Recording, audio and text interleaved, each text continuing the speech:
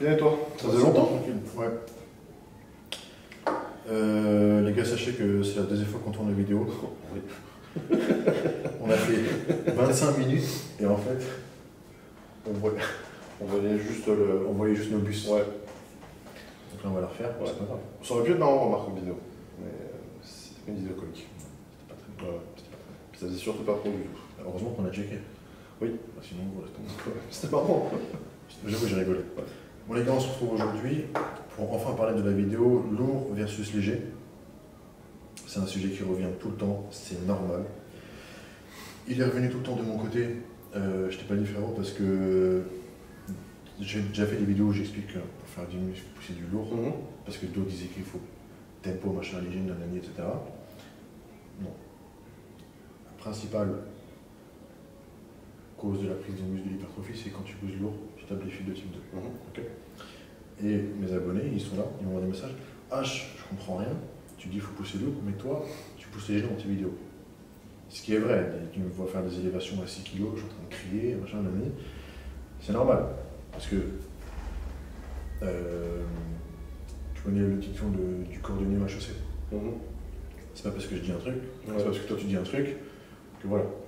Faites ce que je dis, mais pas ce que je fais. Mais il faut quand même rétablir la vérité de façon objective. Ouais. Là, je fais trop Batman. J'ai toujours été un peu Batman. Ouais. J'ai toujours connu fan Et des toi, Robin? non. Ok. Moi, je suis super. Donc c'est normal de se poser la question.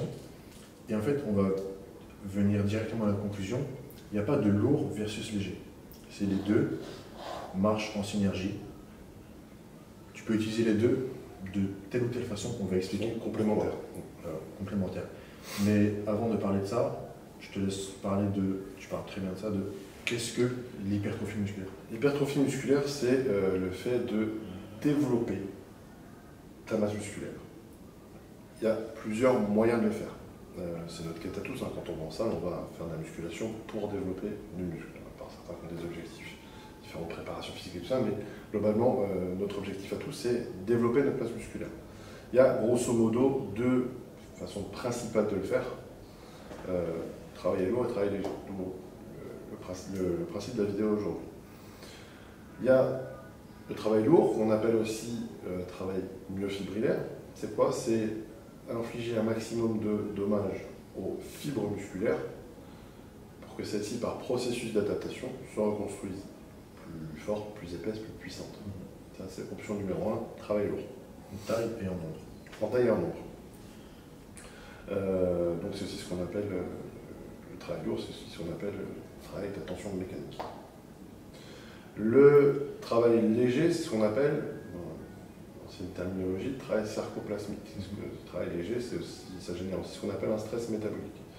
C'est un principe, c'est une réaction à un principe d'inflammation. Le fait le cumul d'acide lactique sur un nombre de séries, de répétitions, qui tourne aux alentours de 12-15 répétitions, génère cumul d'acide lactique au sein des muscles, et ça rend les membranes des cellules musculaires perméables. Elles drainent donc de l'eau en leur sein pour tamponner cette acidité. Ouais. Et par la suite, quand on mange et qu'on redraine du glycogène pour refaire les stocks de glycogène musculaire, l'eau reste au sein des cellules puisque le glycogène, 1 gramme de glycogène retient 2,7 grammes d'eau. Donc c'est vraiment ça qu'on appelle travail sur le volume. Travail de masse lourd. Voilà, c'est tout à fait cette image. C'est le travail de masse contre le travail de volume. Chacun a ses avantages et ses inconvénients, on en parle un petit peu après. Mais en tout cas, comme a dit H, les deux sont complémentaires. On n'a pas à les opposer. Dans les deux, on travaille les deux dans le but de s'hypertrophier. C'est ça. Et tu peux pas tout le temps faire les deux. Enfin, un ou l'autre. Ouais. Tu utilises les deux en fonction des cycles. Mais on va revenir là-dessus. Pour moi, non pas que pour moi en fait, tout objectivement, le pilier de tout ça, c'est la composition musculaire de ton corps. Ton corps est composé, ça dépend des zones. Hein, genre, tu prends un cuisse, vaste externe, tu as 50% de fibres lentes, machin. L'épaule, le solaire, c'est 90% de fibres lentes, c'est tout doux, 90%. C'est la composition de tes muscles. Tu as des muscles qui sont composés, des muscles composés de fibres de type 1, donc fibres endurantes, tu prends l'exemple d'un marathonien, qui est comme ça, et de fibres explosives, rapides, tu prends l'exemple du sprinter. Ce sont ces fibres de type 2, j'ai dit dans une vidéo, qui sont sujettes à l'hypertrophie musculaire. Donc, quand tu veux créer des muscles, qu'est-ce que tu vas faire si tu viens de capter ce que je viens de dire tout simplement bêtement, c'est que tu vas aller cibler les fibres de type 2, tout simplement. Ça ne veut pas dire qu'en ciblant les fibres de type 1, tu ne vas pas créer d'hypertrophie. On va en revenir là-dessus. Donc là, on a fait un petit tableau tranquille, juste en fonction de fourchette du nombre de reps, quel type de fibre est sollicité, plus ou moins, le gain de force engendré, l'hypertrophie engendrée et le travail sur le système nerveux. Je pense que le système nerveux et dommage polyarticulaire, ouais. je pense que c'est la même chose. On peut quasiment regrouper. Oui, tout à fait. Quasiment regrouper. Donc quand tu fais du 1-2 RM, RM c'est répétition maximale, admettons que au coucher, mon maximum, mon 1 RM, c'est du 100 kg. Donc si je travaille à du 95 kg, fibre de type 1, de fibre lente, pas du tout sollicité, fibre 2, pas du tout. En une rep, elles ne vont pas être sollicitées. Gain de force, c'est sûr que je prends de la force, puisque c'est du travail en force. Hypertrophie 0, système nerveux, destruction totale. Hiroshima, je m'en donne d'accord. La fourchette de 3 à 5 reps, fibre de type 1, pas du tout sollicité. Fibre de type 2, pas, en 3-5 reps, tu ne peux pas les solliciter. Peut-être à la 5e rep, que ça commence un tout petit peu, et encore, gain de force total, c'est sûr. Hypertrophie, voilà, ça commence un tout petit peu, tu vois, parce que fibre 2 à la 5e rep, ça commence à être sollicité. Système nerveux HS, Hiroshima Nagasaki, 6-8 reps, là les deux lignes, ça commence à être intéressant les gars. Donc fibre de type 1, pareil, pas du tout sollicité. Fibre de type 2, là, elle commence à être bien sollicitée, surtout à partir de 8 reps. Quoique non, même à 6, 8 reps, ça commence à être bien sollicité. Donc là, ça revient à pousser du 6-8 reps, 80, 85, ouais, 80, 85%, 85 kg si ton accélération maximum 500. Gain en force, il est bon. Gain en hypertrophie, il est bon aussi. Système nerveux, il est pas mal travaillé quand même, surtout sur la fourchette basse 6 reps. 8 reps, tu commences à alléger un peu le système nerveux. Les douleurs polyarticulaires, ça va avec les gars. Le système nerveux, ça va avec. Tout ça, c'est très stressant au niveau articulation. J'en ai fait des frais. Big up à notre ostéo. Ouais. Ensuite, la fourchette 8-12 reps. Pareil, les fibres lentes ne sont pas encore sollicitées. C'est direct fibre 2, fibre de type 2. Et c'est là, sur cette zone de 8-12 reps, qu'on a un maximum de sollicitation de fibres de type 2. Donc c'est comme si je mettais 75 kg, ouais, 75 kg, 77 au coucher. Oui, 75-77. Et la petite nuance, parler échec pas échec, je te laisse faire. Ouais. Ce qui est important, donc, que vous soyez intéressé, enfin, de toute façon intéressé ou pas, vous avez pour but de vous hypertrophier, que vous choisissiez de travailler lourd ou léger, la variable qui ne doit pas changer et qui est la condition sine qua non pour que vous hypertrophiez, c'est que vous travaillez lourd ou léger, vous devez vous approcher de l'échec. Ne soyez pas à l'échec à chaque rep, c'est contre-productif, à chaque série, pardon, c'est contre-productif. Mais quand vous faites, par exemple, vous fixez une série de 8 répétitions, quand vous arrivez à 8, ça doit faire mal. Vous devez en avoir éventuellement une, voire 2 maximum sur le coude. C'est pas théoriquement pas bon d'arrêter à l'échec pile à chaque série, mais la condition de réussite du lourd ou du léger, c'est de s'approcher le plus près possible de l'échec. Exactement. C'est-à-dire que si tu choisis de faire 8 reps, va pas faire 8 reps avec un poids que tu peux utiliser 25 fois. Ça n'a pas d'intérêt. C'est 8 reps avec un poids conséquent que tu pourras manipuler 8, 9, voire peut-être 10 fois en peine. Pas plus. Ouais. Je pense que la première série, tu pourras en faire 10, ouais. mais reste à 8. Ouais. La dernière série, 8,5, je pense, tu vois. Donc c'est très important ce qu'il va te dire. N'allez pas à l'échec quand vous travaillez les fibres type 2. Une heure avant l'échec, c'est très bien. Donc 8-12, fibre 1, j'ai déjà fait cette ligne. Donc c'est vraiment la fourchette optimale pour l'hypertrophie musculaire. Au-delà de 12, je pense qu'on peut regrouper les lignes. Au-delà de 12, tu commences à taper de plus en plus sur les fibres lentes et de moins en moins sur les fibres de type 2. Donc quand tu vas faire un défouché à 20 reps, c'est sachant que 20 reps, si ton 1RM c'est du... Ça doit être 40%. Ouais, si ton 1RM c'est du 130 kg au coucher et tu fais des 60 kg en mode 20 reps, c'est que tu as 30-40% de ton 1RM. Tu ne vas pas solliciter les fibres 2, tu vas solliciter que les fibres lentes de type 1. Ce qui fait que même si tu fais ça pendant 1 an, bah, tu vas pas créer de muscle en faisant que ça. Par contre, la nuance, c'est le seul moyen en travaillant léger, de solliciter les fibres de type 2, c'est d'aller à l'échec musculaire. Parce que ton corps, il va utiliser les fibres 1, puis les fibres 2. Il utilise les fibres de type 2 quand les fibres de type 1 ne peuvent plus assurer le taf. Donc les fibres de type 2 prennent le relais. Donc là, à 25, je suis à l'échec.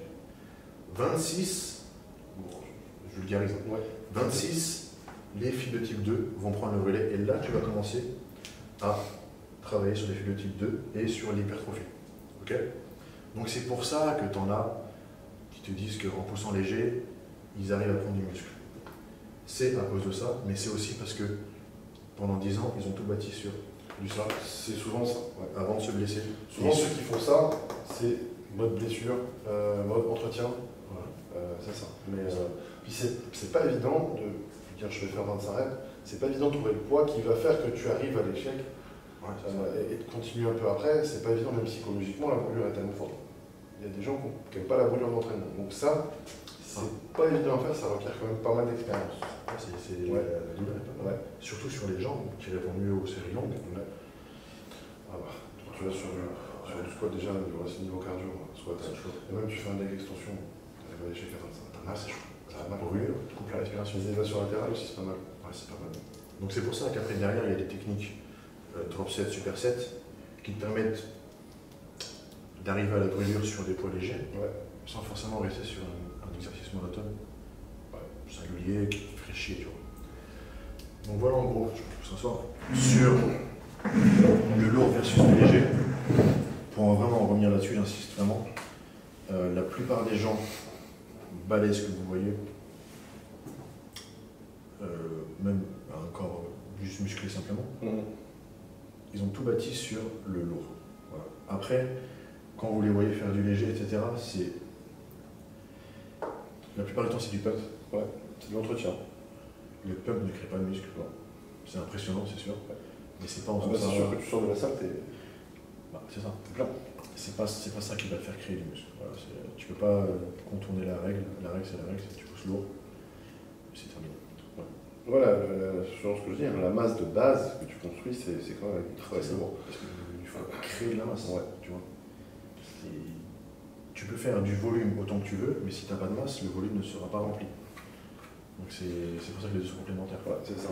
Et vient la diète qui va avec, je te laisse parler. La diète qui va avec le fait que quand on travaille lourd, je vais parler qu'on faisait des micro-dommages, on lésait les fibres musculaires, on reconstruit les fibres musculaires bien évidemment avec une alimentation riche en protéines.